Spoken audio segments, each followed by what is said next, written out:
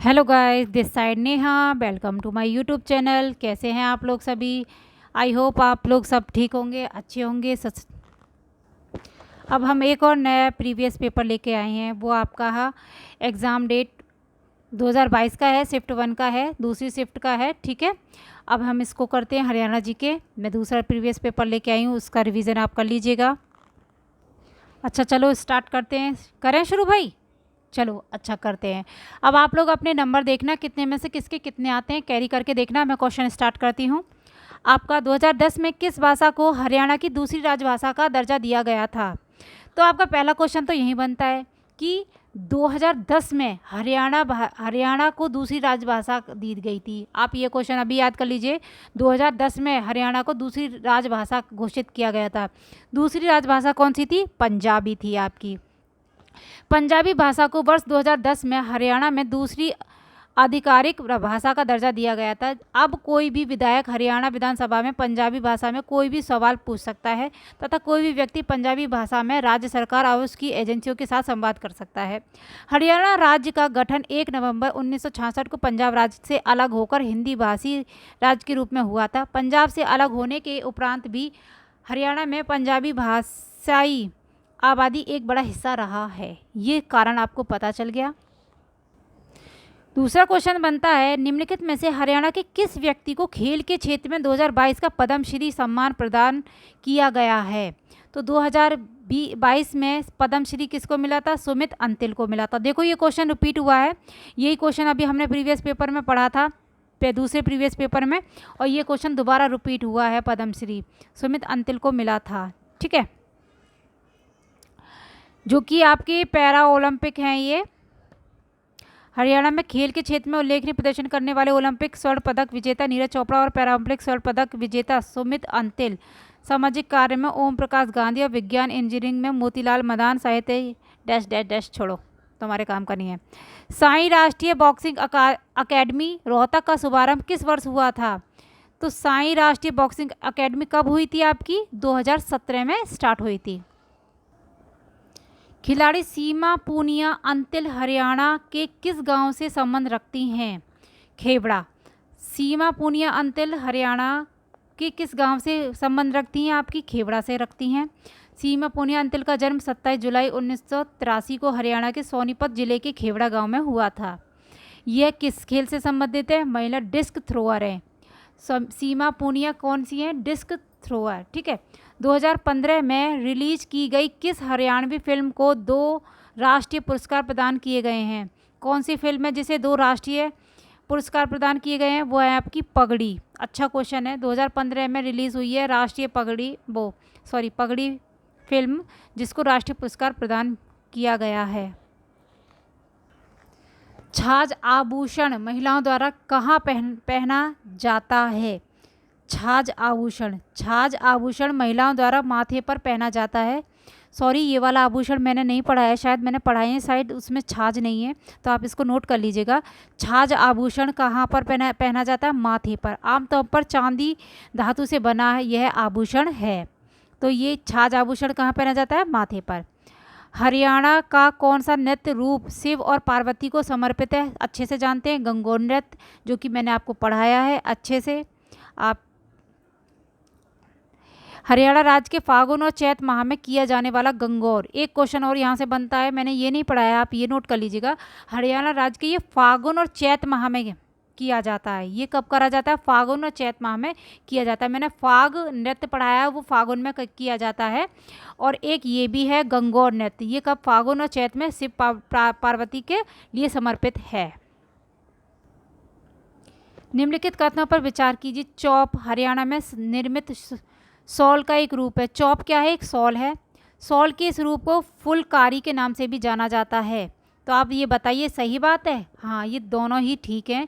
चौप एक हमारी शॉल होती है और इसको हम एक फुलकारी के नाम से भी जानते हैं। शॉल को क्या बोलते हैं हम? फुलकारी। और ये क्या होती है? चौप होती है। ठीक है, इसका सी आंसर है, ए दोनों। 1770 में नजीब उद दौला की मृत्यु के बाद उनका राज सिंहासन किसे मिला? तो भाई ये राज सिंहासन किसको मिला था? नजफ खान को। इसकी डिटेल में भी पढ़ लेते हैं। नजीब उद दौला एक रोहिल्ला यूसुफ जई अफ़गान था। मुग़ल सैनिक के रूप में इसने अपनी प्रारंभिक सेवाएं दी थी। अहमद शाह अब्दाली के दिल्ली आक्रमण के समय ये उसे मिला था। अब्दाली ने इसे मुग़ल सम्राट मीर बख्शी के रूप में नियुक्त किया था। Mirza, it is not important. Haryana की प्रसिद्ध बड़खल झील का निर्माण कब किया गया? बड़खल झील कब बनी थी आपकी? 1947 में। बड़खल झील है कहाँ पर आपकी? फरीदाबाद में। ठीक है, बड़खल झील कहाँ पर पड़ती है आपकी? फरीदाबाद में। और कब बनाई गई थी ये? 1947 में बनी थी। मैंने झील भी वीडियो दे रखी है, बड़खल झील आप पढ़ सकते हैं, उसमें झील की वीडियोस भी मैंने दे रखी है। उनको वीडियोस को जाइए देखिए, जो मैंने इतनी सारी वीडियोस बनाई हैं हरियाणा जीके के ऊपर, उनको लाइक करिए, सब्सक्राइब करिए और मुझको भी थोड़ा मोटिव करिए भाई, उनको लाइक करके, शेयर करके, सब्सक्राइब कर कर। ये मैचिंग दी हैं, प्राचीन नाम दी हैं और उनके उपनाम दिए हैं मैंने। शायर शेख किसको कहते हैं हम? शायर शेख बोलते हैं आपको। शायर शेख आपका है शायर शेख सिरसा। और कनौड़ा आपका है महेंद्रगढ़। और थर्ड कपिल स्थल है आपका कैथल। पांडुप्रस्थ है आपका पानीपत। ये तो पता लग रहा है ना, पानीपत। देखो आपको पहचान बताऊं, कपि कैथल, पांडु पासे पानीपत, कानोडा कानोडा आपका महेंद्रगढ़। साउंड देख लो, कानोडा महेंद्रगढ़ एक जैसा। शायर शेख, ये थोड़ा शायर शेख सिरसा, नाम तो पता पहचान ही लोगे आप यार, इतना तो आपको इतना नॉलेज है ही, है ना। इतने अच्छे तो बच्चे मेरे हो आप लोग, है ना। बाबा लदाना तीर्थ स्थल कहाँ स्थित है? कैथल में। बाबा लदाना तीर्थ स्थल कहाँ पर स्थित है? कैथल में। हरियाणा पंचायती राज अधिनियम 1994 के अध्याय X के अनुसार निम्नलिखित में से कौन सी समिति पंचायत समिति द्वारा नियुक्त नहीं की जा सकती? तो आपकी है स्वास्थ्य एवं कल्याण समिति। इसमें स्वास्थ्य एवं कल्याण समिति नहीं नियुक्त की जाती। ओके। हरियाणा में पहली स्थायी लोक अदालत की स्थापना कब हुई थी? पहली स्थायी लोक अदालत आपकी आई थी 7 अगस्त 1998 में। ठीक है, ये आपकी स्थायी लोक अदालत थी, 1998 में आई थी 7 अगस्त। हरियाणा के किस जिले में सर्वाधिक वर्षा होती है? हरियाणा के अम्बाला क्षेत्र में सबसे ज़्यादा वर्षा होती है। और एक क्वेश्चन और बनता है कि हमारा हरियाणा में चेरापूंजी किसे कहते हैं? वो छजरौली एक गांव है आपका, वो आपके यमुनानगर में पड़ता है। और वो आपका छजरौली वो क्या है? चेरापूंजी है, हरियाणा की चेरापूंजी है, वहाँ पे सबसे ज़्यादा बारिश होती है। हरियाणा में ब्लू बर्ड लेक कहाँ स्थित है? ब्लू बर्ड लेक आपकी हिसार में स्थित है। हरियाणा की जलवायु है, कैसी जलवायु है? उपोष्णीय शुष्क महाद्वीप प्रकार की। ठीक है, हरियाणा राज्य की जलवायु उपोष्णीय कटिबंधीय शुष्क महाद्वीपीय प्रकार की है। यह गर्मियों में अधिक गर्मी और सर्दियों में अधिक सर्दी पड़ती है। यहाँ का तापमान मई जून में 48 से 50 होता है और सर्दियों में 0 तक पहुँच जाता है। महावीर चक्र विजेता को एक मुश्त कितनी नगद राशि का पुरस्कार दिया जाता है? महावीर चक्र विजेता को मिलते हैं आपके 1 लाख रुपए। ठीक है, कितना है? 1 लाख। 1 2 3 4 5 6 7 इकाई, दहाई, सैकड़ा, हज़ार, 10,000, लाख, 10 लाख, करोड़। भैया तो 1 करोड़ मिलते हैं। 1 करोड़, सॉरी 0 पे मत जाना, वहाँ करोड़ ना लिखा हो तो देख लेना कितनी 0 मिलती हैं। भाई करोड़ मिलते हैं, करोड़ में आती हैं आपकी 7 जीरो वाला है तो करोड़ है, ध्यान रखना। इसका डिटेल पढ़ लेते हैं, इम्पोर्टेंट है।